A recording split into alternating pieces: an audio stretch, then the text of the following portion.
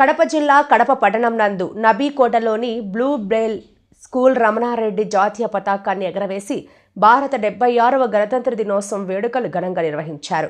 అనంతరం మాట్లాడుతూ ప్రతి ఒక్కరూ రాజ్యాంగ స్ఫూర్తిగా అనుగుణంగా సమాజం పరిరక్షణకై దేహంగా ముందుకు సాగాలని విద్యార్థులకు సూచించారు. ఈ కార్యక్రమంలో head master Nagarjuna, senior Telugu pandit Balamani, Sravani, PET Aruna, విద్యార్థులు, ఉపాధ్యాయులు తదితరులు పాల్గొన్నారు. ఆ భారత రాజ్యాంగాన్ని రచించడానికి పూనుకున్న వాళ్ళు అంబేద్కర్ అని చెప్పుకున్నాము.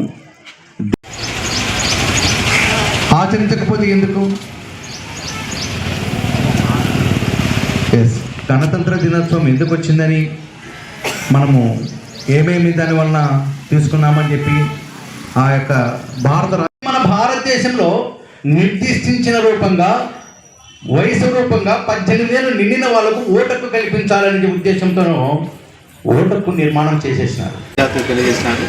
ప్రధానంగా స్వాతంత్రము ఉద్యమం చేపట్టి స్వాతంత్రం సంపాదించుకోవడం ఒక ఎత్తు అయితే, గణతంత్ర దినోత్సవం అనేది మన భారతదేశానికి అద్భుతమైన నిర్మాణం రూపంలో చేసిన మహాగ్రంథమే మన భారత రాజ్యాంగం.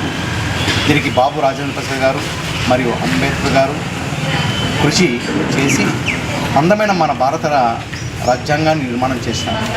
దీంట్లో ప్రభుత్వం యొక్క నిర్మాణము, విధానాలు మరియు హక్కులు, విధులు, బాధ్యత, సమానత్వం, స్వేచ్ఛ, బడుగు బలహీన వర్గాలకు ధన పేదరికం మరి కుల మత ఏం సమానం లేకుండా అందరికీ కూడా మన భారత రాజ్యం యొక్క అమూల్యమైన యొక్క ప్రసాదంలాగా ప్రతి ఒక్క పౌరుడికి అందాలనే సంకల్పంతో అంబేద్కర్ గారు ఈ యొక్క రాజ్యాంగాన్ని నిర్మాణం చేశారు. యొక్క విద్యార్థులందరూ కూడా జీవిత విశేషాలు తెలుసుకొని వారి యొక్క త్యాగమూర్తుల యొక్క అడుగుజాడలు నడిస్తే ఈ పిల్లలు కూడా మన భారతదేశానికి భావి భారత పౌరులు అవుతారని చెప్పి సభను ఉద్దేశించి ఉపాధ్యాయులు తెలియజేశారు.